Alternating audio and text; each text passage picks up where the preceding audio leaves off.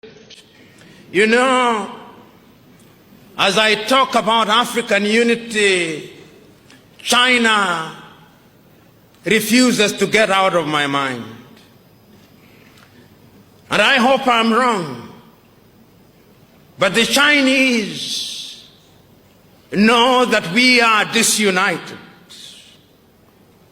And they know that in our disunited state we can be manipulated.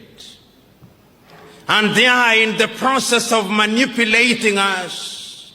So today, there is not a single African country in which the Chinese have not built a stadium. They think we love stadia. There is not a single African country in which they are not building some roads. The Chinese are capable of delivering 3 types of qualities of the things they do.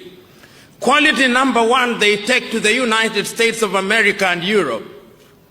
Quality number 2, they take to their fellow Asian countries, including India. Quality number 3, which is at the very bottom, they dump in Africa, and the Africans consume them gleefully.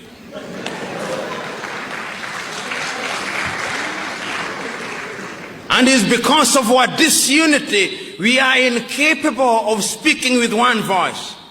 You know, many times when I look at Ghana, the Ghanaian president, whom I respect, is invited to Beijing to negotiate with Beijing, as indeed the Kenyan president would be, and the Burundi president, to negotiate with Beijing on a bilateral basis.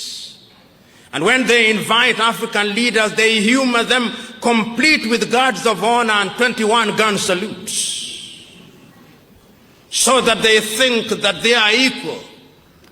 But the Ghanaian economy's GDP is possibly 1/3 of the GDP of the city of Beijing.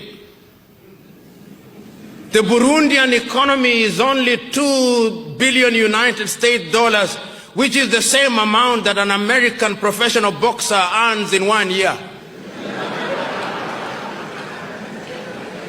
The economy of Benin is smaller than Coca-Cola's advertising budget for 1 year.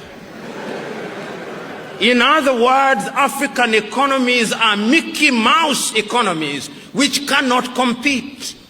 And because we are disunited, we are incapable of moving as one unit. The European Union wants to have what they call bilateral negotiations with Benin.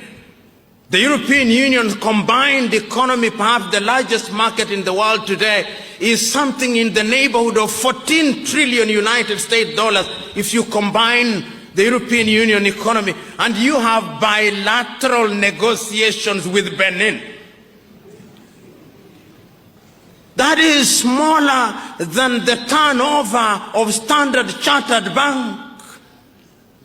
In other words, the president of Standard Chartered Bank could very well be the one negotiating with the president of Benin, if we were to be realistic. But that is because we are disunited. And I'm submitting to us that the only antidote to that is our unity.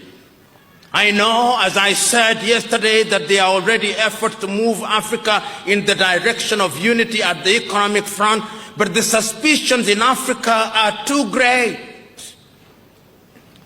The African politician is perhaps, with due respect to them, Africa's curse.